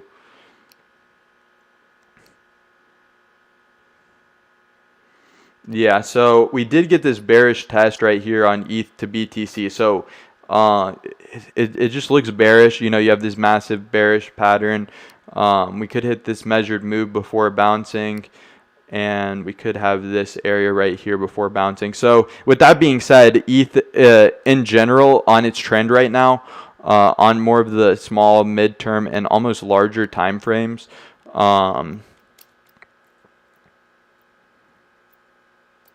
it's going to underperform Bitcoin, is what that chart is starting to show us. So this is definitely a substantial area right here. Again, like I said before with Ethereum, is you do have that potential to come down, hit these areas right here, anywhere between these levels right here. You know, you have some Fibonacci extensions right here. Hit something like this potentially before. As long as you don't break this major line right here, as long as you don't break this major line right here, then, oh my gosh, look at it hit that fib circle perfectly. That is so cute. All right, so yeah, I mean, you could get something like that, where the price action could. It's most likely not going to. I mean, it's finding a lot of downtrends, but potentially you could get a wick right here. That would be feasible in the TA, to get a wick right here and then bounce.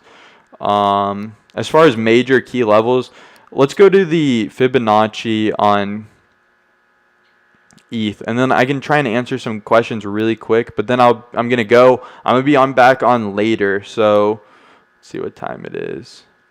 Yeah, it looks like I'm not gonna be able to take. It looks like I'm probably gonna be back on later tonight. But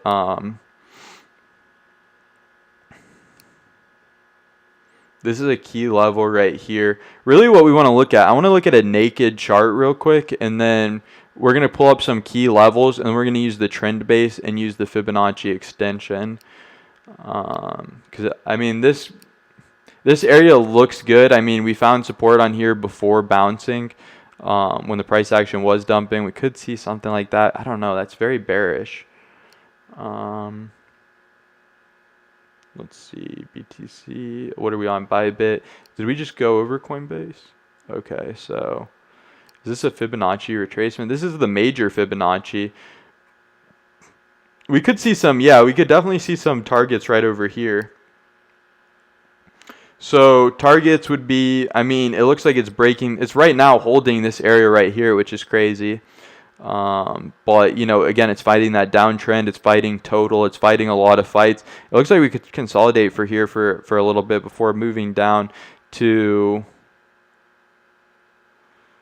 You have this area right here, which could possibly pull up some issues. Like right here, here's pretty substantial. Yeah, the right here is pretty substantial. And then again, once it drops down to right here, we could see something definitely like this. Oh crap, this is covering the... And I'm streaming on the highest setting, so you should be able to see my price targets if you turn up your resolution on your end. It should be 1279, and this is 1208. 1208 we've been looking at for a long time. 1208 is very massive area. And then like on the low end, like it's crazy. It's crazy. On the low end, we could be looking at 17, or we could be looking at 1172. And then if we got a wick at 1172, that would look gorgeous.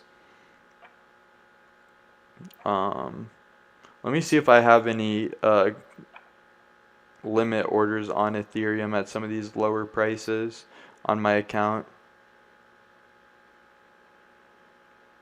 Yeah, so like around 1278, like around that area, 750. Yeah, around that area is kind of like where I'm looking to. This area right here is kind of where I'm looking at. Just looking at it relative term, like I think that we could definitely move lower. So like cost-based averaging down from there all the way up to, yeah, I would say this is my zone. I do definitely think we could come down lower than this.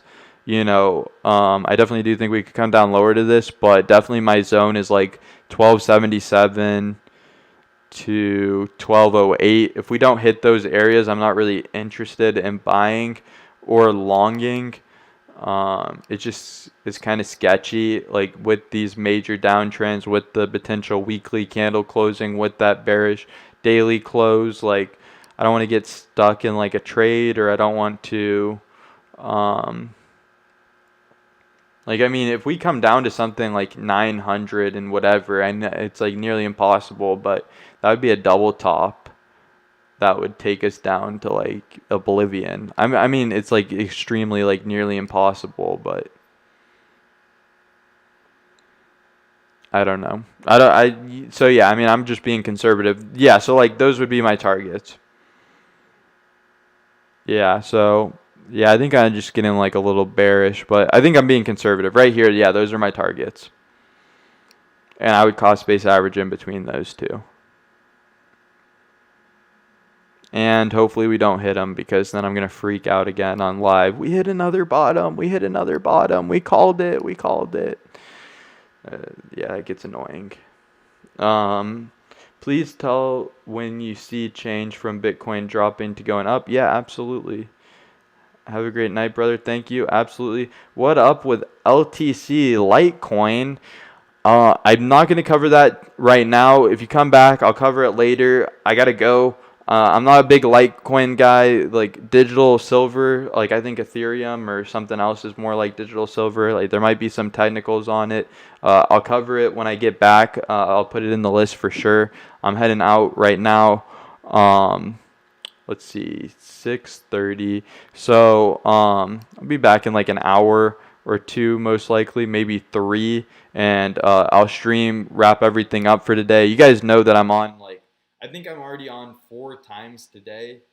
Got 4 dumps called, and we got 4 on today, and then I'll be on a little bit later. So that 5 times today. I don't know how much we streamed today, so that this stream alone was 1 hour and 43 minutes. But you guys know I'm on all the time. You guys know I'm constantly keeping you guys updated. So just turn on post notifications, just because we're a smaller channel, so that you know when we're live, so you guys can get constantly updated. So you don't lose money. Yeah, absolutely. I got you. I don't mean to be any type of way. Like, I just know that I don't have the charts. Like, I don't look at those charts usually on the channel. So I'm going to have to make a chart for you. I'll definitely put that in the list. Just turn on your post notifications. Remind me either way. I'll make that video for you. I'll take the time out to print that chart for you. And then if anybody else has some of those higher caps that they want added to the list, just let me know. We can make a list, and I'll go over that. And then maybe I can put it in the time description exactly where I'm going over it. So during any time, you can just click on the coin that you're interested in, and it'll pull up the segment where I'm talking about it. Anyways, that's going to do it for not tonight, but like right now. So yeah, Bitcoin's dropping. We called it again.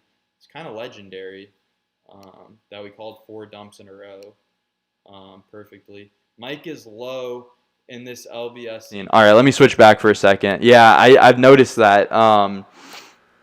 Yeah, so just keep commenting. Like, just let me know what you guys want to see. And then, like I said, we always have a structure of what we do. So like he wants to see Litecoin, I'll put it up later for sure. I'll get you guys updated on that. But yeah, just let me know what you guys want to see, and then we go over Bitcoin, BTC.D. We have a set list of what we go over. We cover it, and then we'll go over request, and then yeah, keep up the questions. I love interacting with my community. So yeah, hopefully this fixes the volume or whatever. I've noticed that that's been an issue. It's not dropping, it's going back up. Been major. I can look at it for a second, but major going back up. We'll see what she looks like. I can check it for a second, but I don't.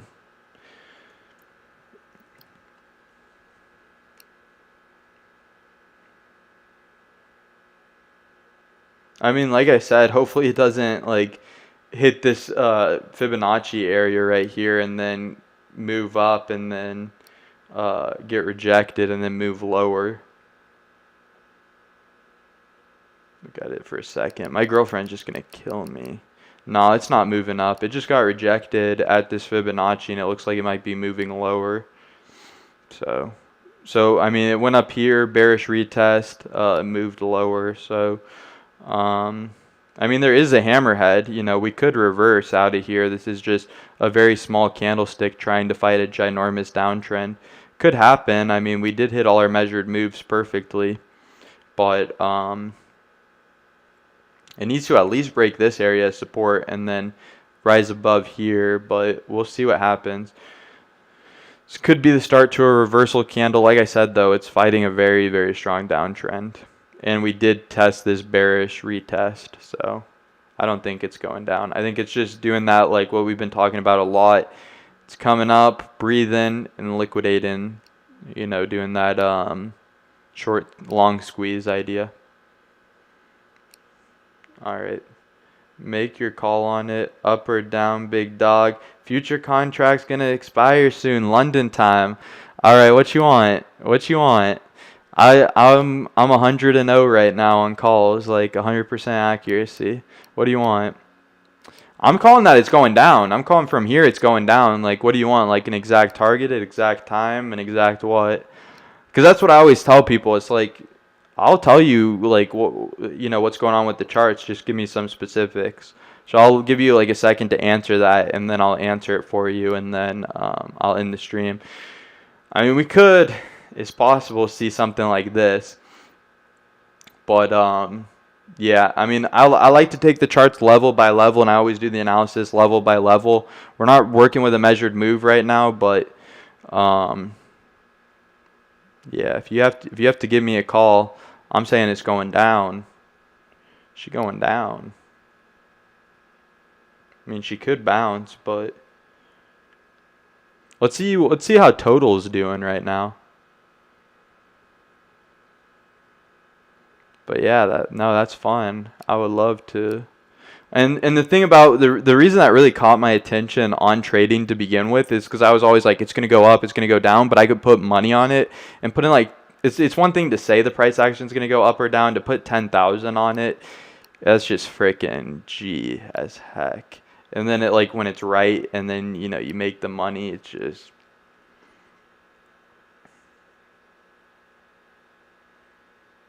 I mean, we are above this level right here, consolidating. We're a little overextended on that measured move we called. Could reverse. It does have that hammer stick. Like I said, it's going to be a really hard fight. Fighting all this downtrend, fighting all this bearishness, fighting a lot of these moves that it's going to have to really climb its way up.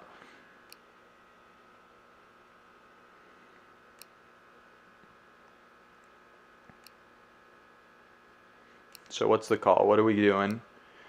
I'll be back tomorrow. It's going up. It's going up, brother. You way off tonight. Check out the channel.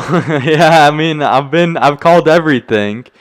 I've called everything, but I've called like every single price action on every single coin that I've seen. So, but I mean, it could. What I'll say like is if it does go up.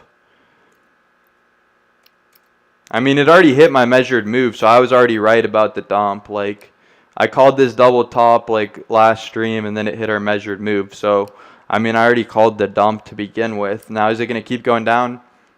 It could. It looked like there was a lot of volume coming in the charts. To your point, we did lose a lot of volume. Let's see. And that was really what I was looking at. But I think we still do have confirmation. I mean, yeah, it looks pretty bearish to me. I mean, it looks like we're just consolidating right here before possibly moving lower. Like, to me, when I'm looking at this chart, I'm like, prices going down, or prices going up right here, and then we get rejected right here. This is bearish. This is technical analysis. It's not really my opinion. We hit this area right here. We got rejected off of it, and we're moving down lower. Like, that's just bearish. I mean, it's like, is this price action going up? But when you look at it, we already got rejected right here. So it already proved once that it can't go up. I mean, we could hit this area again and break above it, but with all the charts on the with all the facts on the chart right now, I have to say that we're looking a little bearish. So, I mean, we could hit this area as support. We've already found this area as resistance. We could hit this area as support, but at that point, we've already set a lower low, and the price is just going to dump. But, yeah, my calls were going down further, but I already hit my targets, baby. We already called that stuff.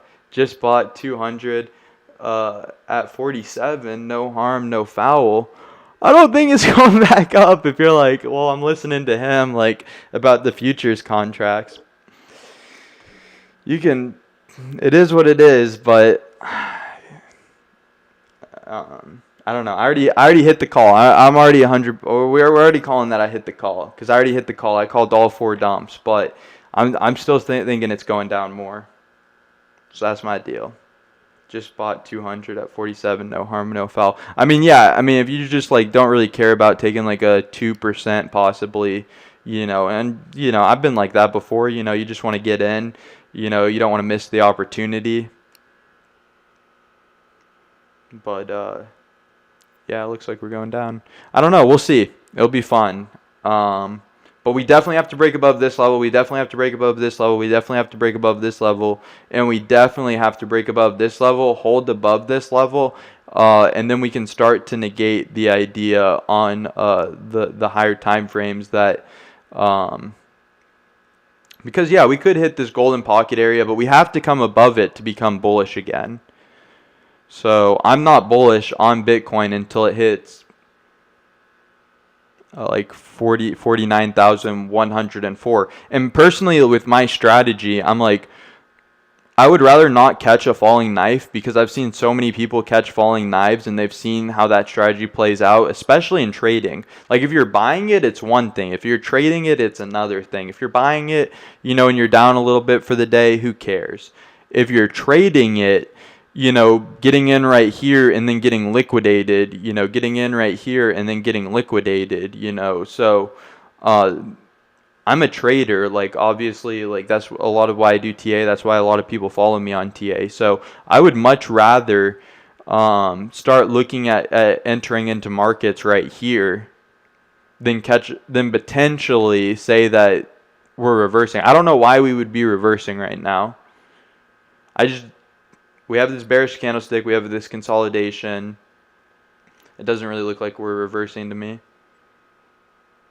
But, I mean, we did wick, and if we do hit this candlestick, it's kind of like a doji, it's kind of like a morning star. If it goes all the way up here, closes, so I guess to your point, if we get a 4-hour candlestick close, we come all the way up here with the candle body, and we close it, and then there would be the idea that we could potentially look for that. But I mean, if we get a doji on this candlestick consolidation, I mean, who's to say we don't just move down, and as soon as we move down, it's over once we break this level right here. But like, yeah, I mean, if we do come up, we'd have to break this level again that we've already found resistance at. Like, the charts are telling us that we're going down. But if we do negate what the charts are telling us right now, and we do break this resistance area right here, and we do close a hammer stick pattern on the 4-hour, then we could potentially test this area. Now we would have to we wouldn't just wick this area. We'd have to come up, hit this area, not get rejected, which we could definitely get rejected right here easily. But if we don't get rejected right here, we break above this and we hold it on the 4-hour, we can definitely start to say that we're not bullish, but we're definitely not bearish anymore. And we can start to look for a reversal out of this trend. And then I have some other targets. And then, like, yeah, we could get rejected out of here. But if we hit the 4-hour on here, we could consolidate between these upper bands right here and these like this, constantly into a like a channel, consolidation channel before breaking up higher.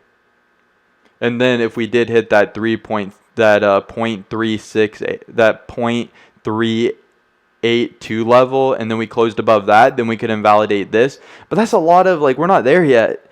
So like, I can only tell you what's on the charts. I really don't want to give you my opinions, and right now the charts are saying that we're going down, but I mean, that would be the case for a bullish scenario. So there you go, you get both scenarios. Which is better? I'm waiting to go in, but waiting for your blessing. Yeah, I mean, it's just, it is what she is. She's looking good though, at least on what I've seen. Yeah, no, like, go back and look at all the videos. We've been killing it. But yeah, so that's it. That's all I'm going to say. Because my girlfriend, she's literally like, she's bored. She's probably waiting right now. And then I got to go to the gym. So, I'll be back on later. I promise I'll be back on later. I'll fill you in. We'll see what happens. I'm saying, like, based off the charts that we're going down.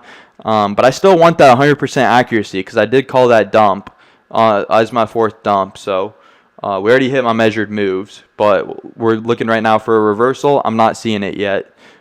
So that's 2 hours. Give me 2 or 3